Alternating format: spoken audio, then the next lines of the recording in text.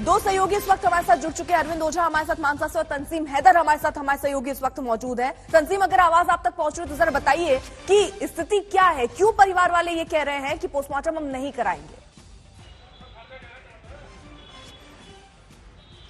जी देखिए, मैं जब यहाँ मौजूद हूँ, ये सिविल हॉस्पिटल है जहाँ पे पोस्टमार्टम किया जाना है सिद्धू का। और जो परिजन उनके पास आए थे मॉर्चरी में, अफसरों ने उनको समझाने की कोशिश की है। डीआईजी खुद यहाँ पे आए थे।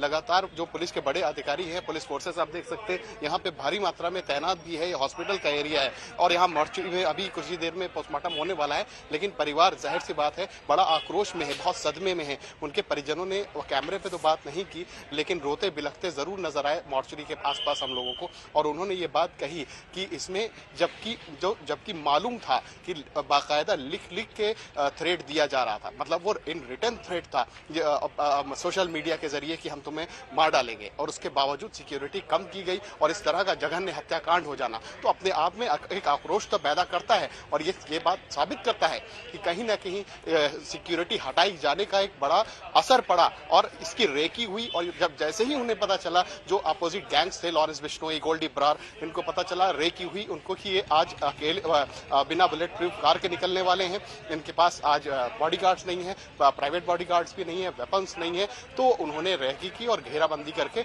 इस तरह से automatic rifles, assault rifles use करके उनको मार दिया। तो जाहिर सी बात है, घर वाले बेहद नाराज हैं, गुस्से में है। वो कह रहे हैं कि सिक्योरिटी होती तो शायद ऐसा नहीं हो पाता, इतनी हिम्मत नहीं जुटा पाते।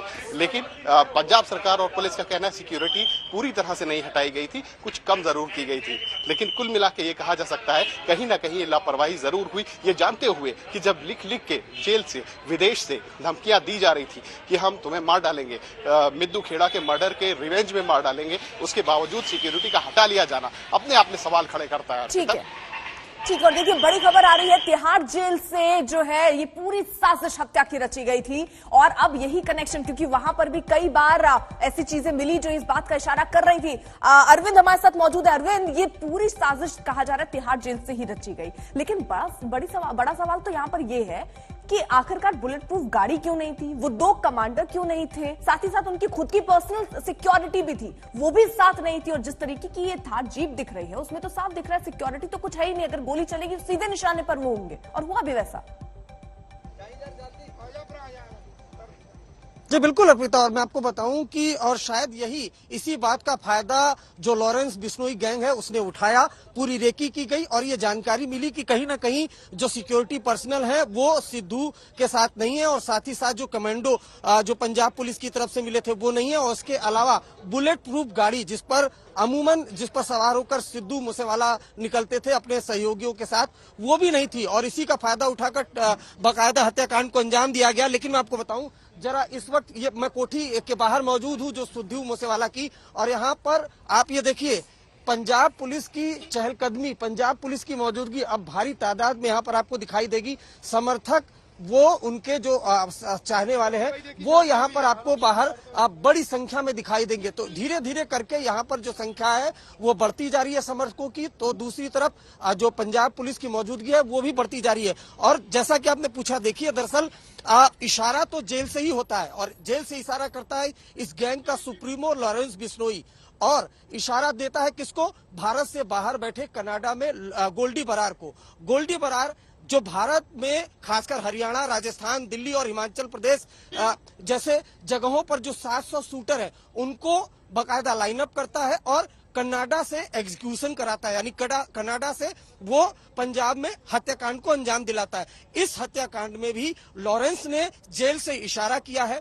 कनाडा में बैठा गोल्डी बरार वो शूटर से संपर्क साधता है और उसके बाद पंजाब में ये हत्या हो जाती है। तो ये एक बड़ा गैंग है जिसमें जेल से ऑपरेट तो कर रहा है लॉरेंस बिश्नोई, इशारा वही करता है, लेकिन अंजाम कनाडा में बैठा गोल्डी बरार भारत में बैठे अपने शूटरों से अंजाम दिलवाता। और इस केस में भी ऐसा हुआ। लेकिन आपको बताऊं, 1 साल से बकायदा ये इस हत्याकांड की साजिश रची जा रही थी। पहले निशाने पर थे सिद्धू मूसेवाला के मैनेजर जो फिलहाल ऑस्ट्रेलिया में फरार हो गए, उसके खिलाफ एलओसी है। लेकिन सबके बीच तस्वीरें आपको दिखाना बेहद जरूरी है, क्योंकि जिस तरीके से पोस्टमार्टम के लिए मना किया गया है परिवार के द्वारा, और यहाँ पर अगर आप देखें तो किस तरीके से समर्थक आपको यहाँ पर एक के बाद एक बैठते हुए दिखाई देंगे। जाहिर सी बात है, एक मशहूर सिंगर थे, कांग्रेस नेता भी थे, तो इसी वजह से समर्थक वो आपको यहाँ पर दिखाई देंगे। और साथ ही साथ पंजाब पुलिस की मौजूदगी वो लगातार यहाँ पर एक के बाद एक बढ़ती जा रही है। कोठी की तरफ हम आपको दिखाने की भी कोशिश करेंगे, क्योंकि काफी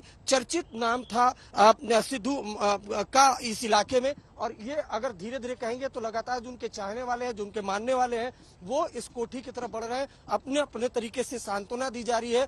उसके अलावा जो पुलिस की मौजूदगी है वो भी बढ़ती जा रही है। और पुलिस का मानना है कि जो समर्थक हैं उनकी तादाद लगातार यहाँ पर बढ़ती चली जाएगी। महिलाएं हैं, तमाम जो लोग हैं वो यहाँ पर इस कोठी के बाहर आ रहे हैं। और फिलहाल अगर यहाँ पर देखें तो अब इस कोठी के गेट पर ही पंजाब पुलिस की मौजूदगी वो आपको दिखाई देगी। यानी जो लोग आ भी रहे हैं यहाँ पर, उन पर भी नजर रखी जा रही है। लेकिन इस हत्याकांड ने कहीं ना कहीं पंजाब को हिला कर रख दिया है। सवाल पंजाब पुलिस पर भी उठ रहे हैं। हालांकि डीजीपी पंजाब ने साफ साफ कल कहा कि 4 कमांडोज थे, जिसमें 2 विड्रॉ किए गए थे, लेकिन 2 अभी भी सिद्धू मूसेवाला के साथ मौजूद थे। तो इशारा जेल से होता है, एग्जीक्यूशन कनाडा में बैठा गोल्डी बरार करता है और शूटर पंजाब में हत्याकांड को अंजाम देते हैं। ये इस पूरे हत्याकांड की कहानी है। जी अर्पिता।